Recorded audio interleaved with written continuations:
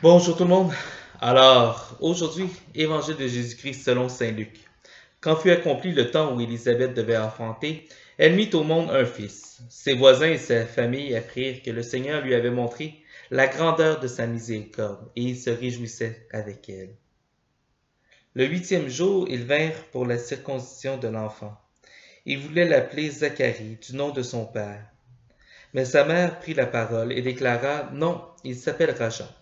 On lui dit, personne dans ta famille ne porte ce nom-là. On demandait par signe au père comment il voulait l'appeler. Il se fit donner une tablette sur laquelle il écrivit Jean et son nom. Et tout le monde fut étonné. À l'instant même, sa bouche s'ouvrit, sa langue se délia, il parlait et il bénissait Dieu. La crainte saisit alors tous les gens du voisinage et dans toute la montagne de Judée. On racontait tous ces événements. Tous ceux qui les apprenaient les conservaient dans leur cœur et disaient, qui sera donc cet enfant? En effet, la main du Seigneur était avec lui. Acclamons la parole de Dieu. Alors, j'ai le goût de faire un commentaire quand même plutôt bref. Jean et son nom. Et pourtant, c'est de cette petite phrase par laquelle se délie la langue de Zacharie. On se rappelle que depuis qu'il avait reçu l'annonce du Seigneur, qu'il ne l'avait pas nécessairement accueilli avec foi, il avait été privé de la parole. Il me semble qu'il y a quelque chose de profond là-dedans sur notre vocation de croyant, sur notre vocation de chrétien.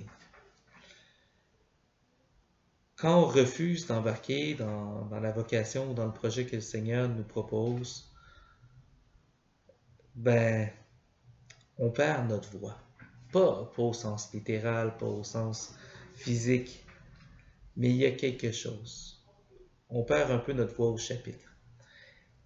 Et au contraire, lorsqu'on décide d'embarquer dans ce que le Seigneur nous propose, on retrouve notre voie, notre place, le lieu où nous devons être et dans lequel on se trouve pleinement à l'aise.